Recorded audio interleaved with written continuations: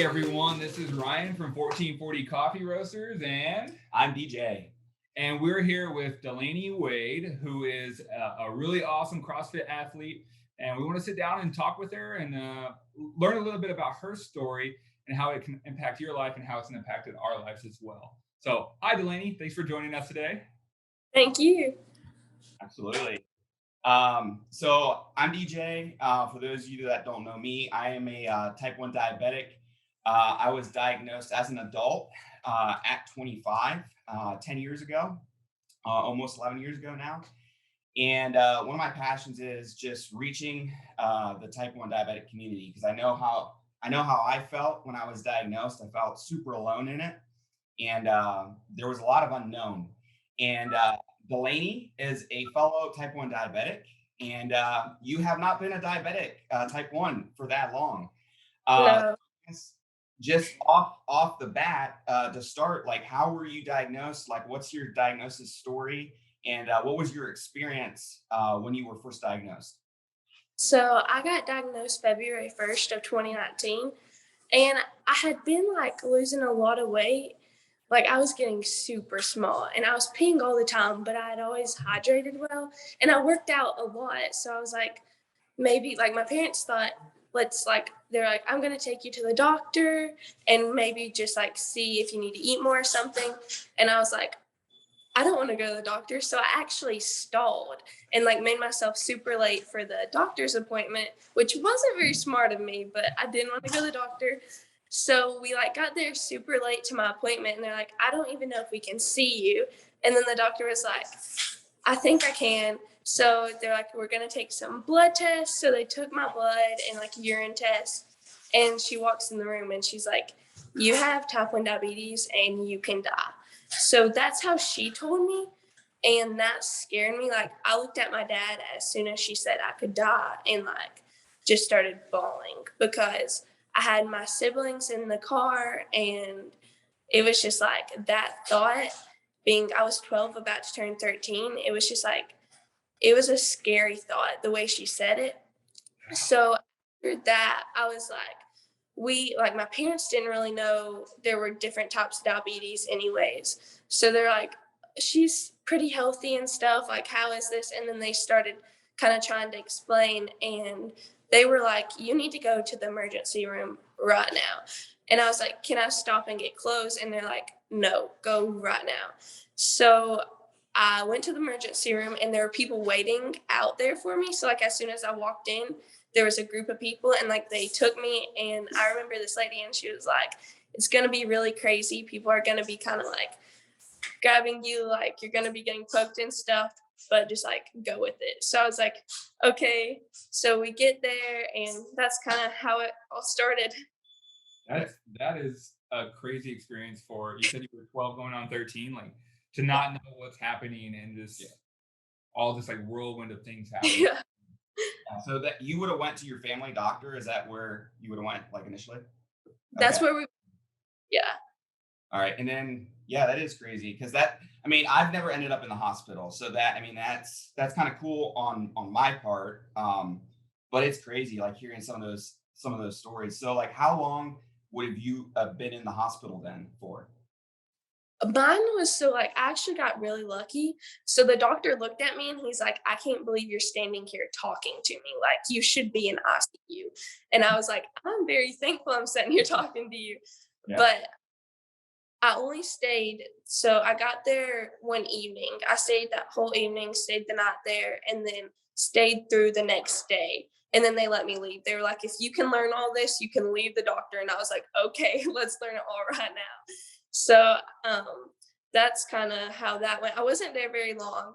And they told me that kind of what saved me from ICU was CrossFit and soccer because it just brought my sugar down enough to where it wasn't like too bad. Yeah. What do you know what your blood sugar actually was like when you showed up to the hospital? It was 669, I Okay. think. Yeah.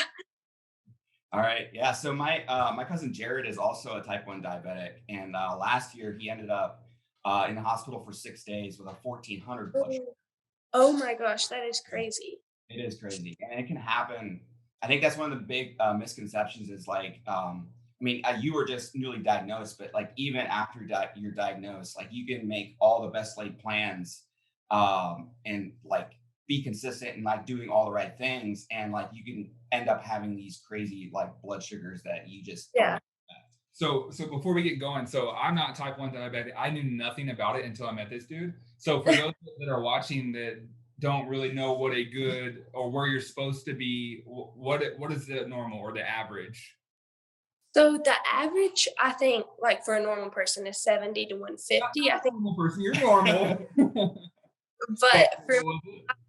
to stay like depending on my activity with soccer and CrossFit, I like to go into around 170 ish just because I drop. And then sometimes it's completely different. Sometimes I'll get super hot. Honestly, it's just like I don't want to start too low though. So that's why I go in higher. And you were 669 when you went in. So okay, Yeah. just so people get an understanding of like the extreme nature of the situation. Yeah, when I was diagnosed, when I had tested myself before I went to my doctor, it's like 532 or something like that, and it mine had to have been in the 500s, 600s for like weeks probably.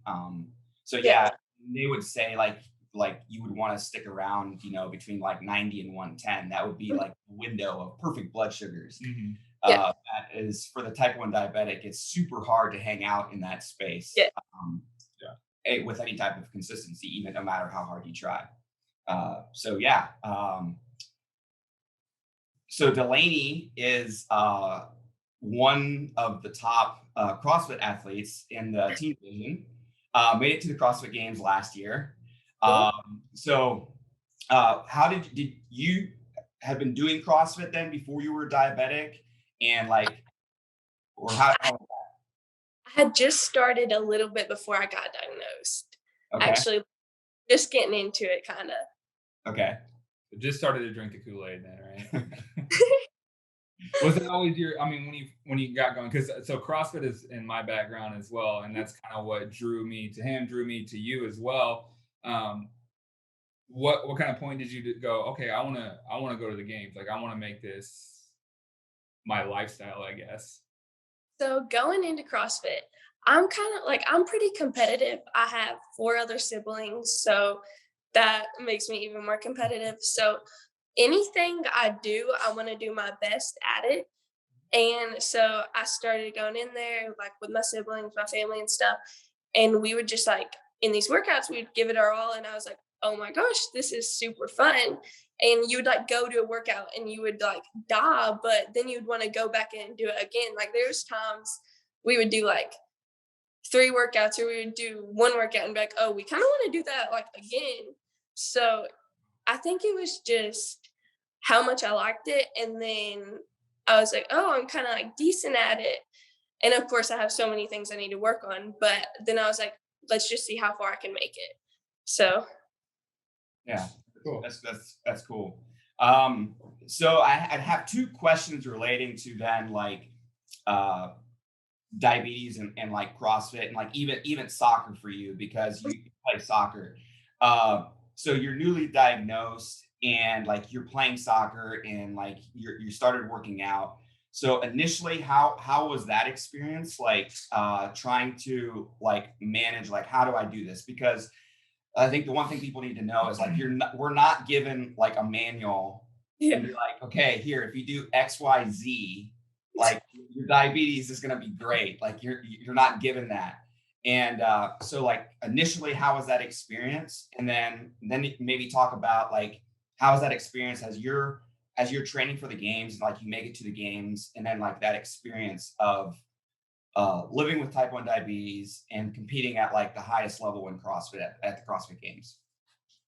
so when I first got diagnosed with my sports and stuff, it was more so every day was a learning, like I was learning every single day and I would get what I learned and put it towards the next day. And honestly, I kind of was just taking it one step at a time because that was the only way really to do it. I was like, okay, let's just get this and then go on to the next one. And I was kind of afraid. My parents were always like, with me and around me for the first little bit, and they were letting me like kind of taking notes too. So I was afraid at first with soccer and stuff that I was going to get really low just with the activity. And then we learned that soccer and CrossFit made my blood sugar stay pretty like good. But when I would go to sleep at night, I would stay low like the entire night from it. So it was like learning. Sometimes I wouldn't even dose, like when I was having soccer that night and had just been at the gym for like a couple of hours, because it was like as soon as I would go to sleep, it would just be all night and I would be low. So then, as far as I think having diabetes made me push myself so much more. It gave me, it made me like, it really drove me to try to be the best version of me I could be, because I know it's not only for me. Like, I know I want like the little girl who has diabetes. I want her to look at me and be like, I can do anything, because like, look at what she's doing. Or even the person without diabetes, just someone going through something. I want them to like see me and be like, I can do it because that girl did it. So honestly, I think having diabetes, it was something to like learn, and I'm still learning new things every day. Like at the CrossFit Games, we figured there would be a swim, so I had prepared to get low in a swim. And as soon as I got to the games, I was about to get in the water, and I felt kind of like dizzy, really foggy and stuff. And I pricked my finger, and I was 500. And I had never took insulin before a swim before. And then I had to take 3 units of insulin going into an open water swim. So like it changes all the time. But honestly, I think it's made me a better me 100%. Yeah.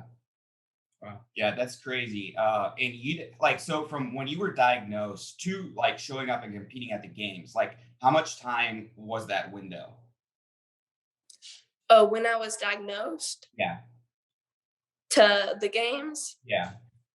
2 years, I think. Okay. All right. So like you didn't have like a lot of time. Like I wouldn't say that's a lot of time to like competing at that level to really like understand exactly what your blood sugar is going to do in response. No. Like if was that the first time you had seen like a 500 blood sugar at Yeah. all before workout? Yeah. So I mean, I can't even imagine like what everything that I would have been trying to process, like competing at that level, seeing that. I mean, I've done local competitions before, where I've had like 370s, 380s, and I know like how that's made me feel, but that's a local competition. That's not at the CrossFit Games.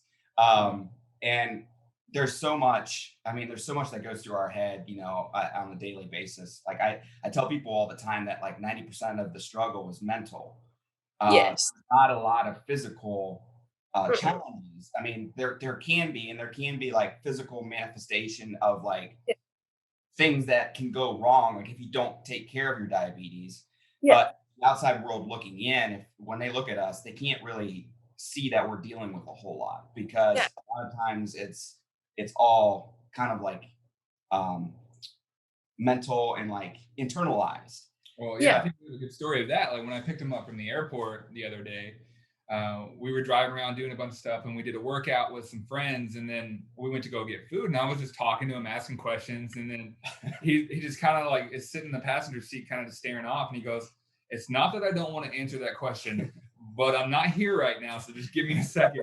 Oh, like I as someone that has never like really spent a lot of time with type 1 diabetic, did like I thought it would just be like, oh, he'd just be like crashed out or something like that, but it's really hard to tell sometimes. Yeah. And I want to touch too, like, so DJ was talking about it from the diabetic standpoint of not having a lot of time between being diagnosed and being in the games, but also you're a fairly new CrossFit athlete as well. So you're still learning movements. Like that's not a lot of time to really be in the sport to be like, okay, I'm fairly new and boom, I'm in the games. I'm at the highest level of competition with some of the best or the best athletes in the entire world. I'm learning this, and I'm managing my diabetes, and doing both of those at the same time is a whole new like strategy level that other athletes don't really have even come close to touching. So that's insane. So I know you have a Dexcom now, right? that you Yes. wear. Would you have gotten that like initially, like coming out of the hospital, or okay? Wait, So that I didn't get it coming out, but if I would have had an option, I would have. I got really lucky because I only didn't have it for a month of my diagnosis. So after a month of being diagnosed, they let me get one, and I was like, okay, yes. Yeah. all right, that's cool. And I think a lot of people don't realize the difference between like pricking your finger and like wearing a continuous glucose monitor like a Dexcom or Freestyle Libre. I have the Libre because my insurance for 10 years does not approve the Dexcom for me, which is frustrating. That's one of the many frustrations that diabetics face. I don't know how your experience was with that, like if that was kind of like a smooth transition for you to get approved for the Dexcom, but I think it was because I think I remember going to the doctor and they were like, "You're having way too many lows, yeah, so they have to get you something."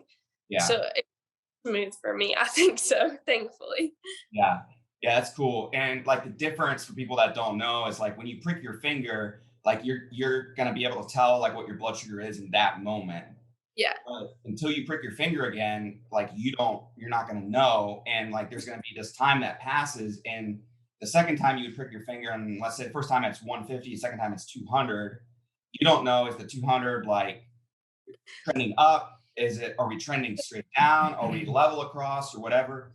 And with a CGM and with that technology, we get real-time feedback of what our blood sugar is doing and kind of the trend that our blood sugar is going on. So it does give us a lot more data, gives us a lot more ability to make better decisions along the way. So as far as training goes, like, and as you were training for the games, like, what was that experience like? What do you do like as far as trying to learn?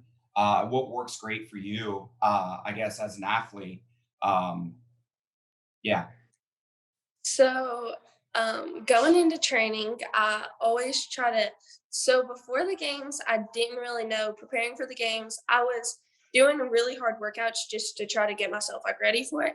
But during the workouts, I was finding myself, I was like telling my parents, I was like, I feel like I'm running out. Like, I feel like I have nothing because I didn't know I had to eat a certain amount of carbs for that workout. And then my endo, she was like, you're supposed to eat like this amount of carbs, like around 90 to even be able to do it for 45 minutes or something. And I was not eating 90. I was like 40 carbs maybe. So just like learning what to eat, whether that was like, and I can eat and work out like raw then. It doesn't really affect me as long as it's not too heavy. So like banana, like some grapes or something like that, I would eat that. Mainly more bananas, rice cakes, and then sweet potatoes work really good for me because it kind of like easily just goes out. But just learning what to eat.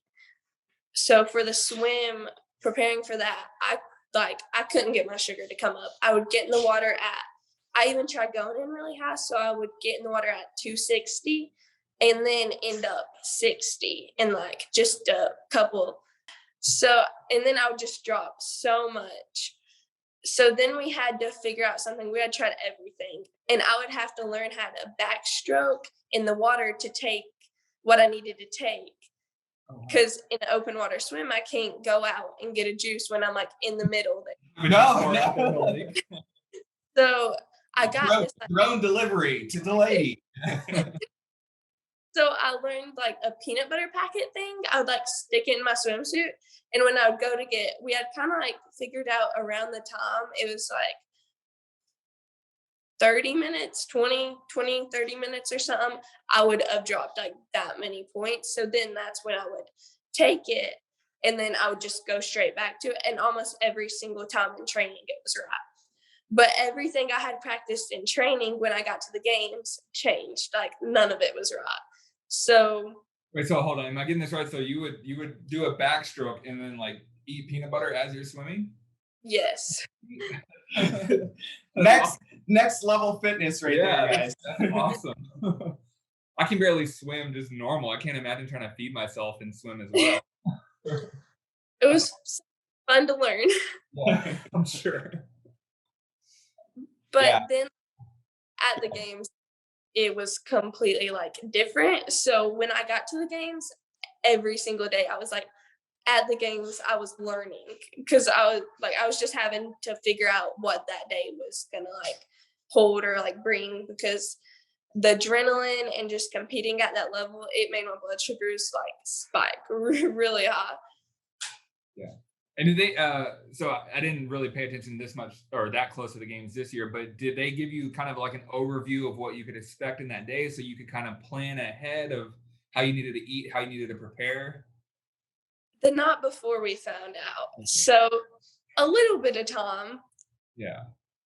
But still, like, again, just the level of strategy involved in that is just next level, and really, really cool to see that you were able to do so well, having to manage all those different obstacles. I lost my train of thought. Like, games.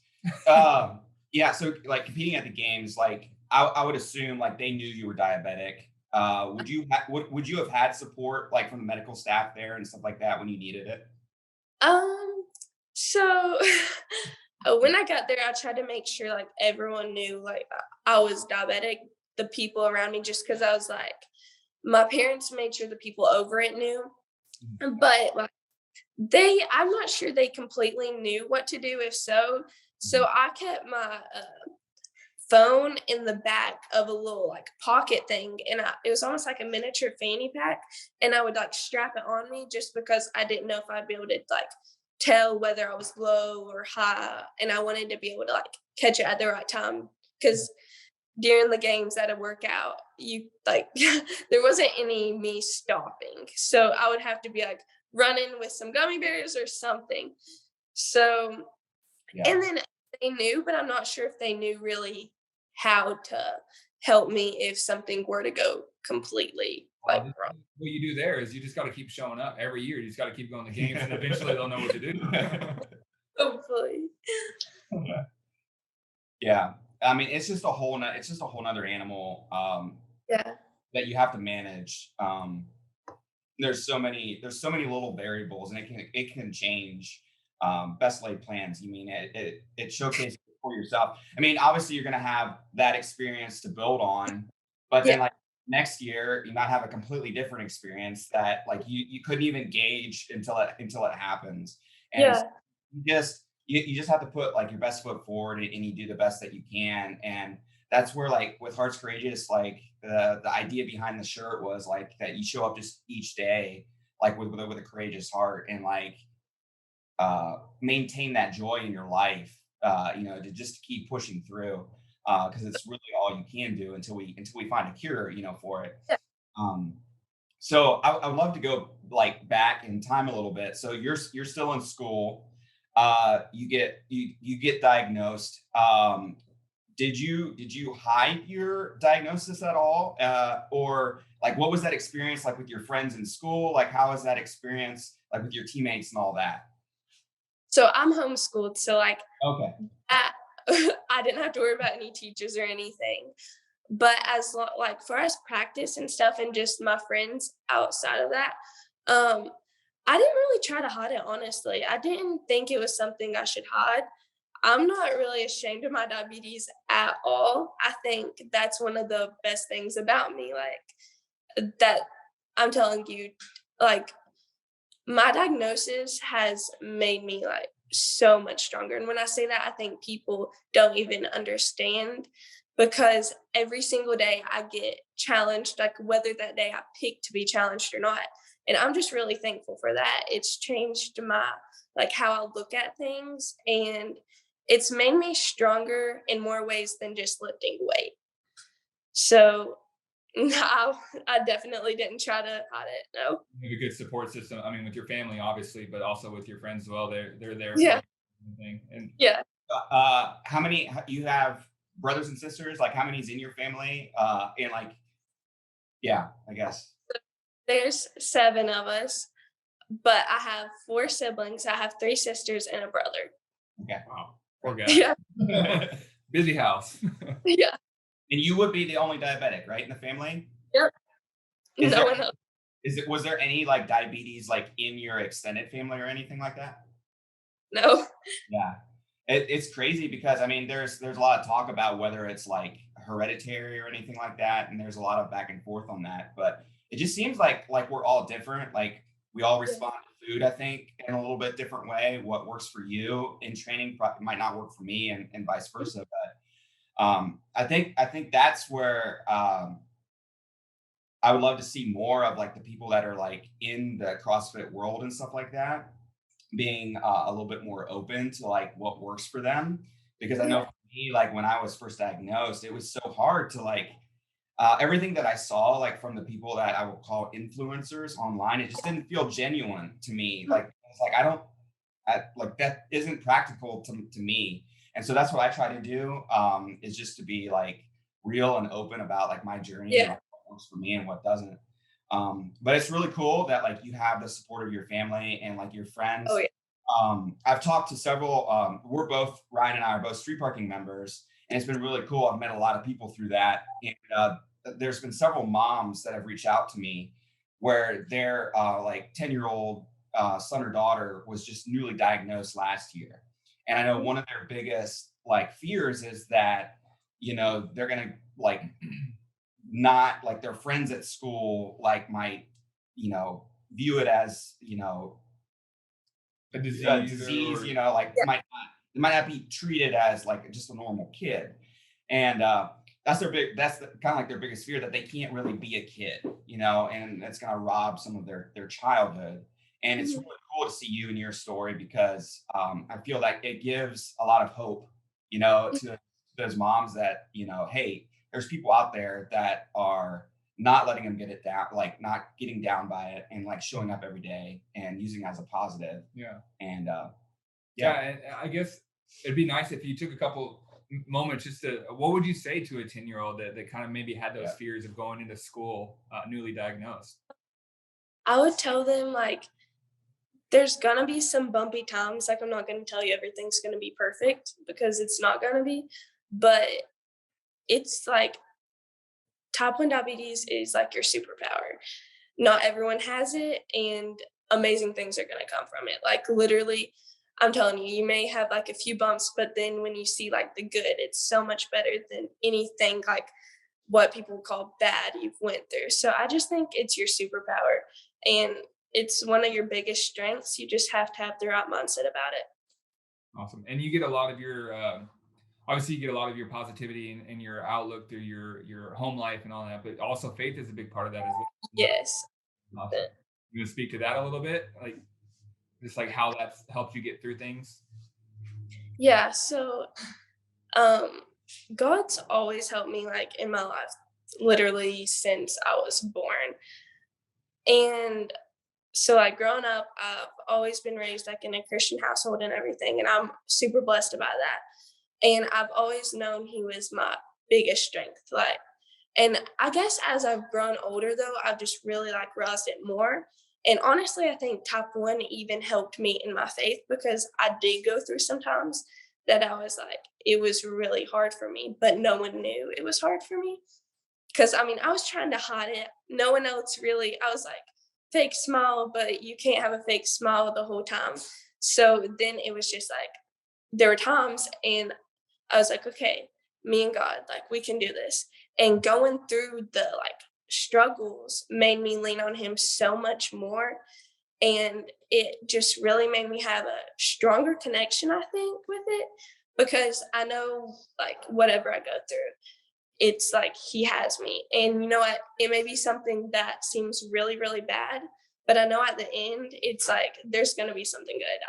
No doubt about it. So if he wants to take me down a bumpy path, I'll go through it as long as I know he's with me. So That's awesome. Yeah. Yeah. So I have a background in youth ministry, so I was curious to how that played out. I mean, we've been through some struggles in our lives as well, and God's definitely been there to kind of lift us up. So that's cool to hear that you have such a strong foundation that's helped you get through some of those bumps and some of those hurdles as well. Yeah, faith is definitely really important to me as well, and it's kind of like the thing that helps me reset at the end of the day. Like with diabetes, I always tell people like it's like these little things that we go through that happen throughout the day that compact over time. So the longer you're a diabetic, it's all these little things that kind of stack up on top of each other, that's what makes it hard, and that's where the struggle comes into play, and that's why it's so much mental. Because I think as humans, and especially as a guy, like I tend to like it can get hyper focused like on certain things, like and Mhm. stop thinking big picture, you know. So Mhm. I'll have like this frustration where like I have an Omnipod as far as an insulin pump goes, so I wear a pod, and I'll have these times where like the pod will fail on me like on the second day or something like that, and I'm Yeah. like work and I don't have an extra one with me. And it's just like it's super frustrating. Like Yeah. it's just as a human nature, like we get focused on that and we can allow that to like Yeah. dictate everything else, you know, throughout the rest of the day.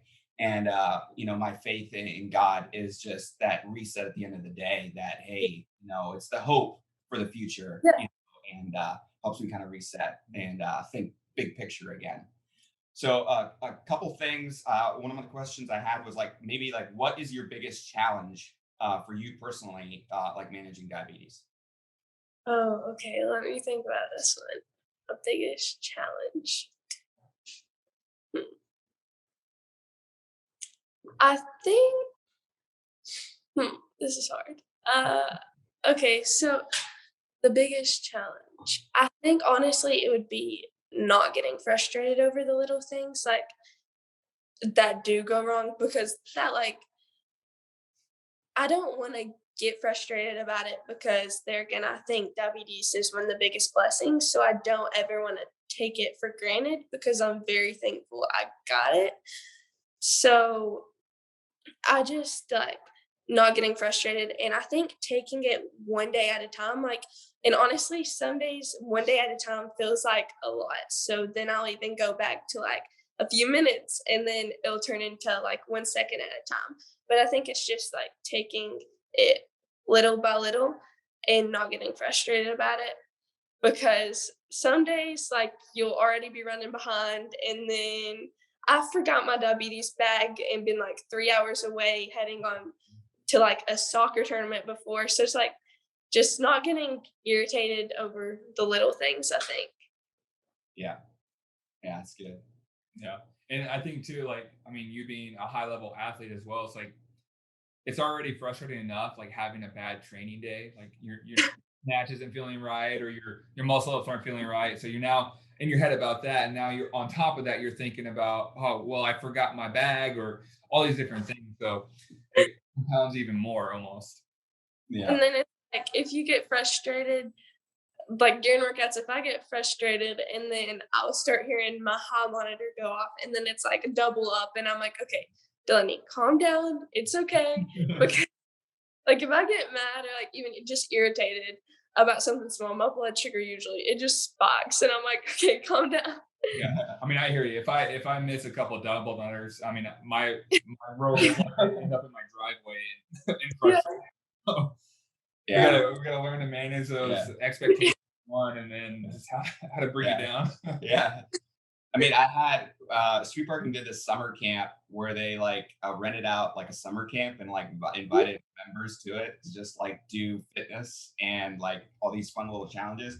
I remember they had us do one event that was like a sandbag run. It was like kind of like Oh a my it was like I don't know, was it a mile and a half I think around the property, and we were on these divided into four teams, and it was like the last event. It was super fun, but I had to change my insulin pump, and gosh. I always tend to like wait until like after I shower, because if I do it like before I shower and like before I work out, there is a like 90% chance I'm gonna tear the pod off and then it's wasted. Like I can't put it back on.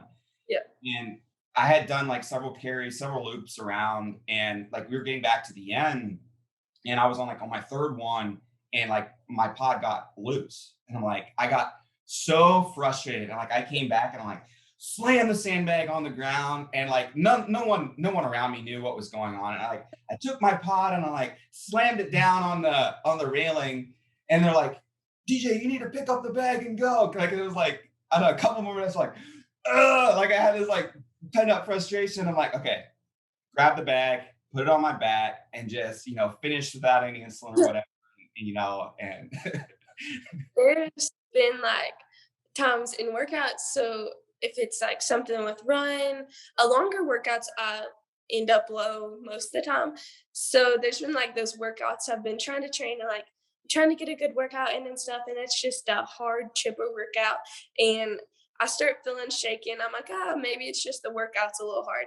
And then my alarm starts beeping and it's like, you're 60, like double down. And I'm like, okay, don't get frustrated. And I'll usually just like, I've grabbed a juice and went right back out before.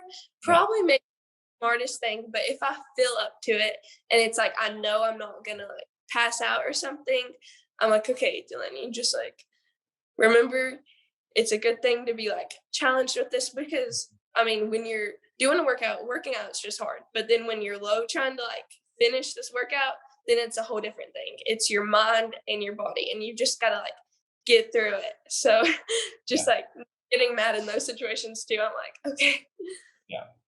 Yeah. So I guess maybe just wrapping up here to end, one fun question and then one little, I guess, serious question. Which one do you want first? We'll do the fun question because it's like, I always want to know what other diabetics are or think about it. Or I guess the question is, we'll go with this. The question is, what is your favorite low treat? Like to bring your blood sugar up? Gummy bears. Gummy bears. What brand, I mean, let's go all out. What brand? Albany's. Okay. Awesome. What's your Sour Patch Kids? Oh, okay. For sure, Sour Patch Kids. I mean, I used to eat we won't go there. That's a story for another. I would eat a whole half gallon of ice cream when my blood sugar was low, but we cut that out because that never ended well. So, like as a final question, like, what, as someone in the general public that doesn't really know about diabetes and what that experience is like, what would you like to tell them about diabetes? So it's a complete roller coaster, but it's not always a bad roller coaster. It's a new adventure every single day. It's something you're gonna have highs and you're gonna have lows, but you just gotta keep going. And I think it's not always, and if you always look fine, it doesn't always mean you're fine. It's more than physical, it's physical and mental. So as someone that's not type 1 diabetes and furthering that question a little bit more, how can someone that doesn't really know your struggle and what you're going through, how can they best support you in those moments? And I know it's going to change person to person, but what's like a generalized, how can they help you? How can they be there for you?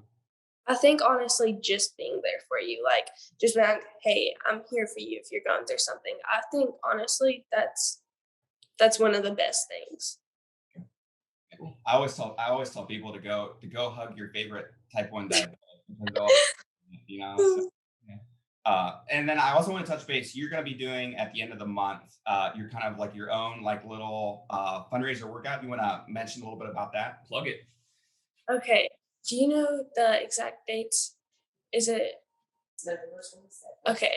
We're having it November 27th, and it's gonna be, I think it's an 800-meter run, 50 box step-ups, 800-meter run, 50 sit-ups, and then 800-meter run, and then 50 squat cleans, and then another 800-meter run. Any more 800-meter runs in there? Do you like really enjoy running? Like, what is the deal? And what is it for? So is this to raise awareness, or how can people help? I'll be selling shirts, and I think you can find it on my Instagram. I'll probably post about it here soon. Okay, and how can people follow you? What's your Instagram handle? Diabeast0201. Okay. That's good. We want people to go and follow Delaney, follow her story, and definitely support. Is there a name for that event? Diabeast. Diabeast. Yeah. Awesome. All right. Well, thank you for joining us. We thoroughly enjoyed it. I have some new insight to kind of your struggles, DJ's struggles, and how I can walk away and help you guys. And we definitely want to help advance the awareness and advance kind of like the stigma, the negative stigma that comes around with the word diabetes. Not necessarily, it's not a bad word. It's just a word. And we can hopefully do that together as a team. Oh yeah.